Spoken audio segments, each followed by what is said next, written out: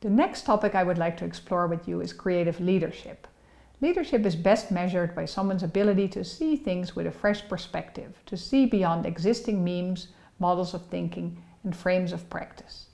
It begins with the courage to pause, to step back, to move away from everyday busyness, operational needs, and tactical decisions. I'm sorry to break the news. Lawyers are an at-risk group. How so? When your mind is trained to look for precedents with an eye on the past, it's difficult to open up to the unpredictable. For creativity, you need to direct your eyes to the new, to the future. Best practices are just more comfortable for most lawyers. Creative thinking guru Edward de Bono shares this insight.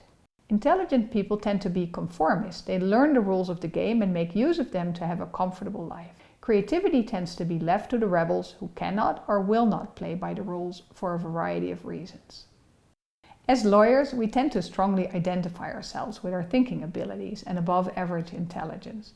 De Bono calls this the intelligence trap, because amongst other factors, the sheer physical quickness of the highly intelligent mind leads it to jump to conclusions from only a few signals.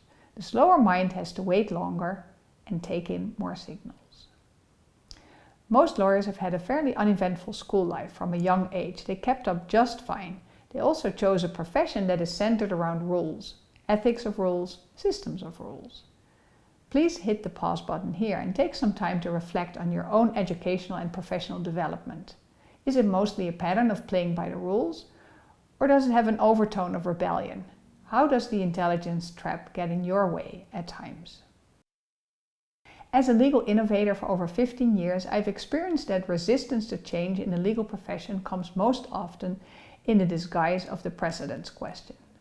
What are the best practices? Could you share some more case studies? How are these ideas implemented in America or in Europe?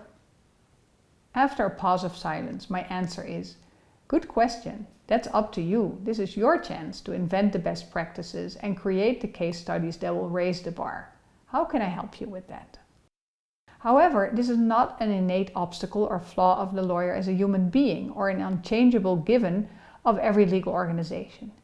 Innovation begins with an open mind, a willingness to experiment. This book by Kim Wright, founder of the worldwide integrative law movement, offers an inspiring range of stories of highly innovative lawyers and game-changing practices. Lawyers as Change Makers, published by the American Bar Association. So how can you lead with a creative mindset? Where to begin? The design thinking model is a good starting point for legal innovation to remove resistance to look outside the legal box. Legal design thinking has gained speed in recent years. An example is the Legal Design Lab as an interdisciplinary collaboration at Stanford Law School.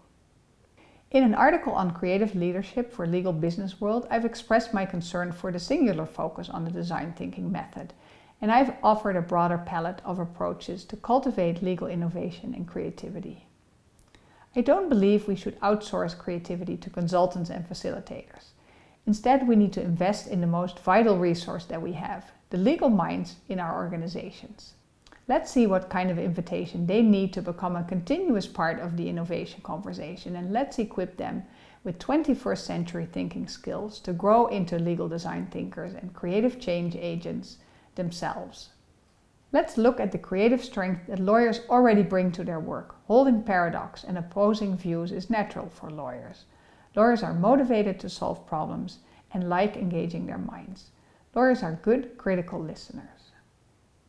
Lawyers like to argue, and the best of us can find a surprising point of view in every story and a winning strategy to make a difference in a challenging case or project.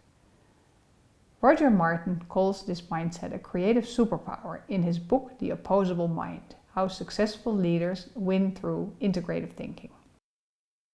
The legal environment can be its own creative incubator. Legal information, clients, services, technology, cases, systems, court buildings, and office spaces provide ample material to reimagine. Not just top down by managers, designers, leaders, tech entrepreneurs, but bottom up, from the lawyers. Go grassroots.